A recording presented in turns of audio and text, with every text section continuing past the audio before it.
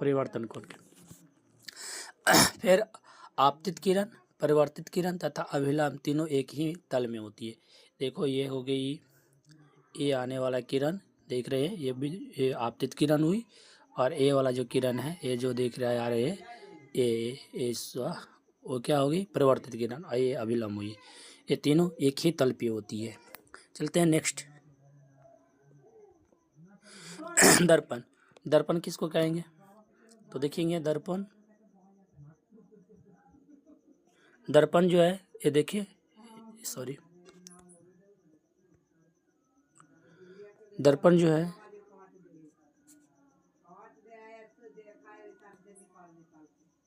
एक minute wait कीजिए।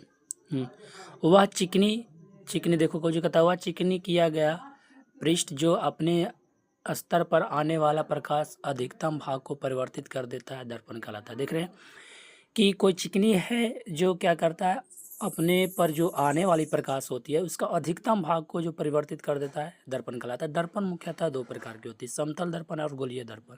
जैसे कि आपको दिख रहा है, समतल दर्पण हो गई, गोलीय दर्पण हो गया। समतल दर्पण और गोलीय दर्पण। समतल दर्पण, जिस दर्पण का परिवर्तक सतह समतल हो उसे समतल दर्पण कहते हैं, और जिस दर्पण का विशेषता समतल दर्पण का जो विशेषता है वो निम्नलिखित है। देखिए, समतल दर्पण में बना प्रतिबिंब सदा अवभासी तथा सीधा होता है। इसमें प्रतिबिंब दर्पण के पीछे ठीक उतना ही दूरी पर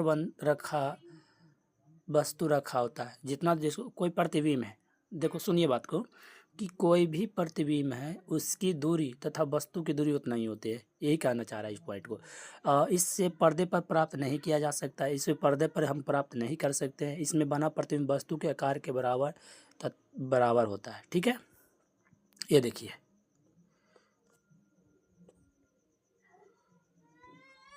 अब देखिए गोलीय दर्पण देखते हैं, ध्यान देंगे। गोलीय दर्पण, गोलीय दर्पण क्या है, वैसा गोलीय तल जिसका एक सतह क्या होती है, परिवर्तक होता है। गोलीय तल होगी लेकिन एक सतह क्या होगी, परिवर्तक होता है, उसे गोलीय दर्पण कहते हैं। उत्तल दर्पण और अवतल दर्पण। अब अवतल दर्पण देखते हैं। अवतल दर्पण खोखले गोले का एक भाग होता है जिसका बाहरी भाग क्या होता है, उभरा होता है, उसका बोलेंगे अवतल दर्पण बोलेंगे, और चांदी से पॉलिश किया होता है अंदरूनी भाग। उत्तल दर्पण, उत्तल दर्पण एक खोखले गोले का भाग होता है जिसका अंदर का भाग क्या होता है, घसा होता है, पर घसा होता है, और चांदी का पॉलिश किया जाता है, इसका बाहरी भाग को किया जाता है। चांदी से पॉलिश किसका किया गया भाई, अवतल में सॉरी अवतल में कौन सा, चांदी से किसका पॉलिश किया जाएगा, अंदर का तल, और उत्तल में बाहर का तल को किया जाता है पॉलिश। ठीक है, आगे देखते हैं। देखिए यहाँ पर दिख रहा होगा आपको, एक गोलीय दर्पण है। देखिए ये गोलीय दर्पण है, आप ये गोलीय दर्पण देख रहे हैं। गोलीय दर्पण से संबंधित महत्वपूर्ण पद, इस पर कुछ जैसे गोलीय दर्पण क्या क्या चीज़ है, वक्रता केंद्र होगी, वक्रता त्रिज्या होगी, ध्रुव होगी, मुख अक्ष होगी, दर्पण का द्वारक, मुख अक्ष का फोकस दूरी मुख फोकस और फोकस दूरी, सॉरी। तो वक्रता केंद्र देखते हैं। उस गोले का केंद्र, देखो ध्यान से, उस गोले का केंद्र जिसकी गोलीय दर्पण का एक भाग वक्रता केंद्र कहलाता है। गोलीय दर्पण का एक भाग जिसको हम क्या बोलेंगे, वक्रता केंद्र, और इसे वक्रता केंद्र को सी से सूचित किया जाता है, वक्रता त्रिज्या। गोलीय दर्पण जिस गोले के दर्पण का एक भाग होता है वक्रता त्रिज्या कहते हैं, उसको आर से सूचित किया जाता है, जैसे दिखा दिया है। ध्रुव, गोलीय दर्पण के मध्य बिंदु दर्पण का ध्रुव कहलाता है। गोलीय दर्पण, जैसे मान लो ये गोलीय दर्पण है, ठीक है, और गोलीय दर्पण का जो ये गोलीय दर्पण है, ठीक है, और इसके जो मध्य बिंदु होगी ना, यहाँ पर 20 का पॉइंट, इस बीच के पॉइंट को हम क्या बोलेंगे, गोलीय दर्पण का ध्रुव बोले, इसे पी से सूचित किया जाता है। मुख अक्ष तथा ध्रुव, देखिए मुख अक्ष तथा ध्रुव केंद्र को मिलाने वाली रेखा को गोलीय दर्पण का क्या कहते हैं, मुख अक्ष कहते हैं। ठीक है, जैसे ये ध्रुव हुई, यहाँ से यहाँ मुख अक्ष को मिला दिए, उसको हम क्या बोलेंगे, मुख अक्ष बोले। दर्पण का द्वारक, प्रकाश के परिवर्तन क्षेत्र को प्रभावी भाग व्यास दर्पण का द्वारक कहलाता है। प्रभावी भाग को दर्पण का द्वारक कहते हैं।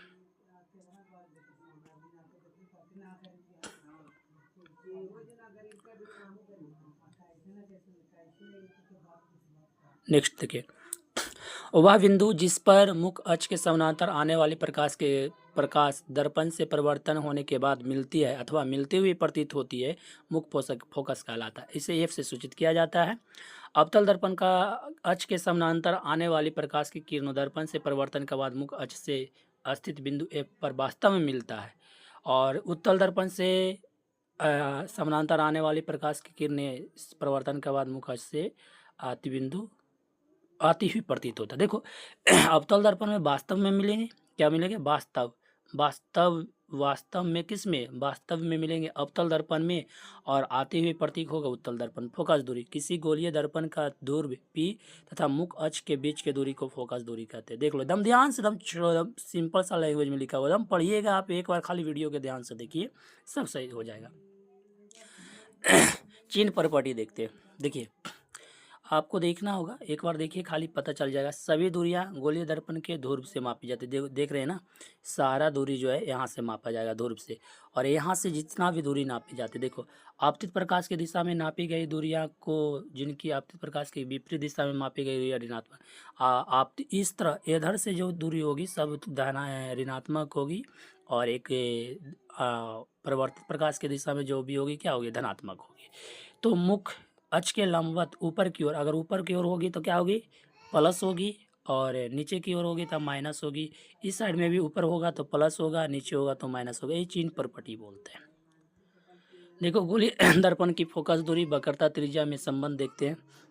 ये ध्यान से देखिए, VBI क्वेश्चन आ रहता है, 2 मार्क में पूछते रहता है 12th वाले को, तो आप ध्यान से देखोगे समझ में आ जाएगा। देखिए कोई गोलीय दर्पण है जिसकी फोकस दूरी या वक्रता त्रिज्या में जो संबंध होती है R बराबर 2F होती है, ठीक है, या F बराबर बोल सकते हैं R बटा 2F। एक गोलीय दर्पण लिए हुई है, माना कि अवतल दर्पण। ये कौन सा दर्पण है? अवतल है, चूँकि बाहर किनारा लगा हुआ है, और ध्रुव P ध्रुव है, F फोकस दूरी है, तथा वक्रता त्रिज्या R है, C की वक्रता केंद्र है। इस तरह से दिया हुआ, देखो यहाँ से यहाँ तक को बोलेंगे हम, सॉरी ये पॉइंट देखिए, इससे यहाँ तक की दूरी को R बोलते हैं, ठीक है, और F से और यहाँ तक की दूरी को फोकस दूरी होगी। तो इसी दोनों में रिलेशन करना है, ध्यान से देखोगे थोड़ा सा तो समझ में आएगी आपको, है ना। देखते रहे, अरेंज कर रहे, देखिए आप अब ध्यान दो यहाँ कि ये जो हो गई, और AB जो मुख्य अक्ष से PC के समानांतर, देखो AB कोई किरण है जो PC, ये जो P है और C है, उसके समानांतर कोई आ रही है। ये P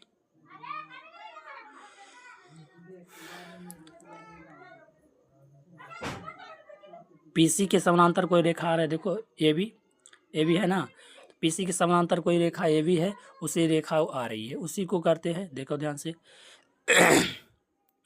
देख लीजिए। अब ध्यान दो यहाँ,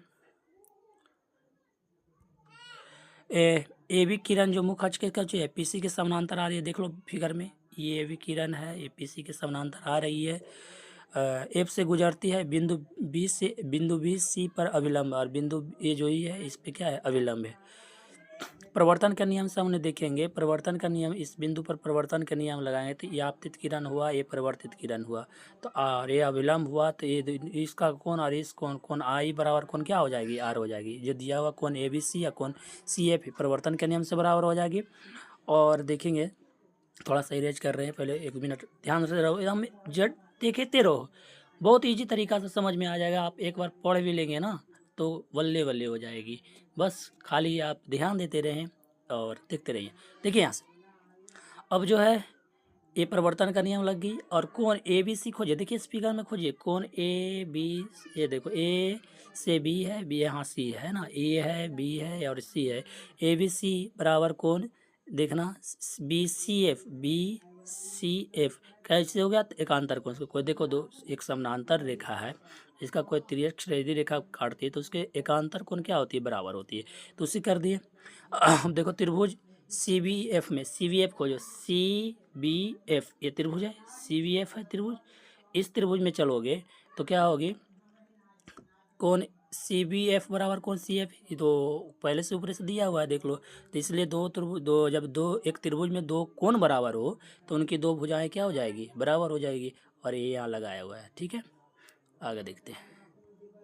अब देखो दर्पण का द्वारक एम बहुत छोटा हो जाने पर, दर्पण के द्वारक कहता है कि दर्पण का जो द्वारक है वो क्या हो जाए, बहुत छोटा हो जाए। तो जब द्वारक छोटा हो जाएगा तो जो बिंदु दूर में रहेगी वो निकट हो जाएगी ना, तो इसलिए वी एफ जो हो जाएगी पी एफ के बराबर। इसको इक्वेशन 2 मान लिए। समीकरण 1 और समीकरण 2 से हम देखेंगे कि पी सी बराबर सी एफ, तो पी सी को सारी दूरियाँ जो होगी हमको कहाँ से लेना होगा